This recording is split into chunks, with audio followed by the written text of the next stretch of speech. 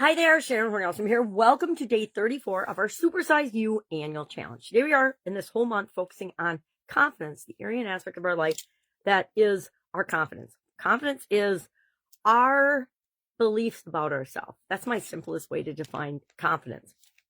The more we believe in ourselves, the better the results we get in our life.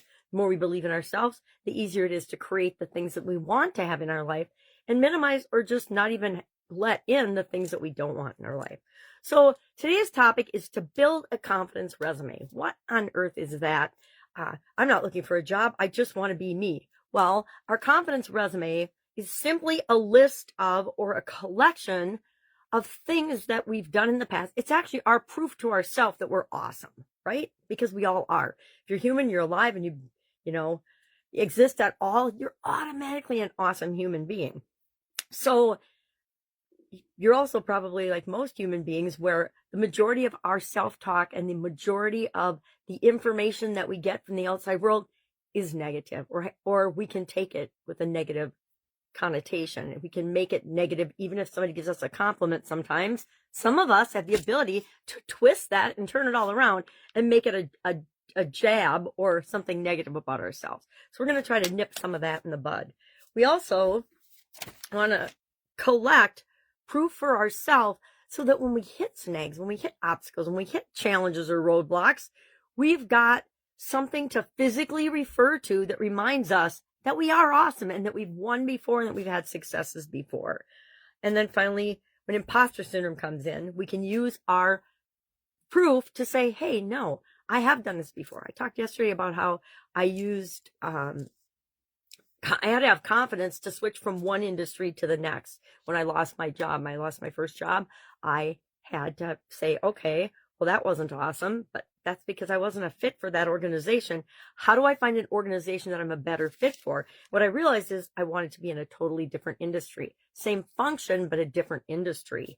And I needed to build my confidence up. So I went back and I looked at everything I'd done up to that point in my life, and I listed all the things, and I created evidence that the skills that I had were transferable from one type of industry to another. Leadership, team building, problem solving, decision making, the ability to communicate, all of those things are absolutely positively transferable skills. And when I reminded myself of that, it made it easy. Well, not super easy. It's always nerve-wracking to do job interviews, but it made it easier, and it made it even possible for me to do that. And I ended up landing a much better job, making just in a signing bonus alone almost double my start. It was a lot more money than I was making in my old job, just the signing bonus alone. So that just goes to show, and it showed me and taught me at a pretty young age that switching industries was one of the fastest ways to supersize my salary and supersize the compensation I was getting for the work that I was doing. So how do we go about doing this? I say we start by making a collection. And I've done this for so long, I can't even remember when I started it. I think I started it about my second job in corporate America. I was working in a very toxic environment. And so I started what I call an awesomeness file, because some days I'd have to just go in my office and go, not really scream, but scream as if I was screaming, because some of the crazy stuff that happened at that particular organization I worked for. That happens in our personal life too. I was married to somebody who wasn't very kind or a very good person. Didn't know that, we all have lapses in judgment, but having belief in ourselves will always carry us through any challenge that we're faced with. So what are we going to do today? How are we going to build this? First and foremost, sit down and list off 20 things that you have done in the past, or that you successfully did, or accomplishments that you've had.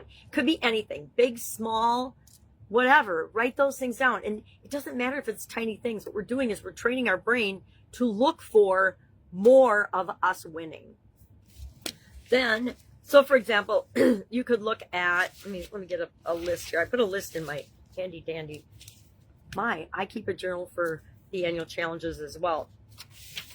Things like, 20 things you've accomplished in your life. Big ones, little ones, ones that hide on rocks. include challenges that you've overcome, skills that you've learned, relationships that you've built, goals that you've achieved, kindness acts. Acts of kindness to me are some of the most powerful way to show ourselves that we are a good human being. And that's really what we all want, right? We want to just make a positive impact on the world and on our life. And that helps us to create the life that we love and want. Any brave moments, any times that you've had to step out of your comfort zone or rise to the occasion, those are all wins. And then once you get that list of 20, commit to yourself that you're going to add to it weekly. You're going to pay attention during the week to your wins, and you're just going to write them down. And pretty soon, you're going to be like me. You're going to have a whole book or a whole binder full of proof that increases your confidence. And I will say, I haven't had to go to mine often, but when I have needed it, it's been a lifesaver. So then after you do this, and you can do it physically, you can do it in a Google Doc, you can do it in a Notion. There's so many apps nowadays to do things. You can do photo evidence. I used to take photos of everything. I learned that in corporate America too. One of my jobs was to communicate information to people about things that needed to be fixed from a quality standpoint. And I could try to explain it to them, but a lot of the time it was just easier to take a picture of it and then give them the picture and say, okay, and then circle what was it, the thing that needed attention on the photo, so that it could be addressed quickly and easily. And I didn't have to try to put into words what and where this thing was that needed to be taken care of. I hope that makes sense. But we can do that with ourselves.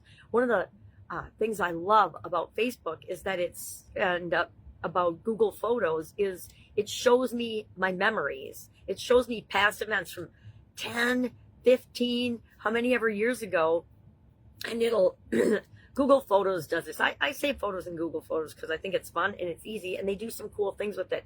But they will show me memories which remind me of events that I've totally consciously forgotten about. They're all in my memory bank, my long-term subconscious mind, but I don't necessarily have access to them.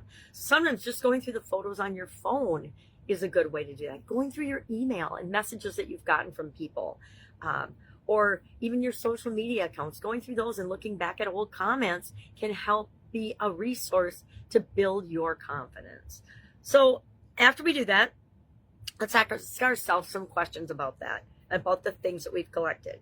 What's something that you've accomplished in the past that you have totally negated, dismissed, or minimized, that you're like, you totally have forgotten about it? I have, I've been around a long time. So there are way more things I've forgotten about than I would ever remember. But when I need them, I can recall them. I kind of want to reorganize and put a whole room in my brain where I could store all that stuff so that when I need it, I can just access it.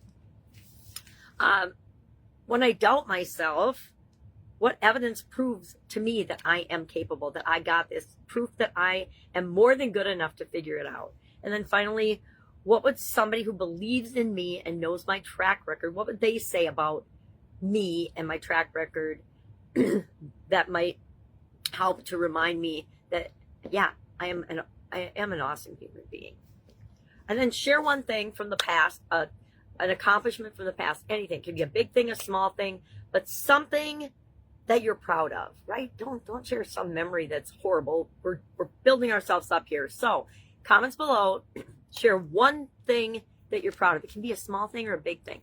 I used to be proud of the fact that I'm really good at finding things, lost things, and not only my own lost things, but other people's lost things too. And I'm proud of that. It's not a huge accomplishment, but I'll tell you what, when you're late for an appointment or you're late for work and you can't find your keys, it's a very good skill to have. All right, any questions about this? You know what to do. Just ask. Otherwise, have an awesome day. Let's build those confidence muscles so we can start this year off and finish strong and finish this year at a point at which we couldn't have even imagined in January. All right. Have a great day, and I'll, of course, be with you tomorrow.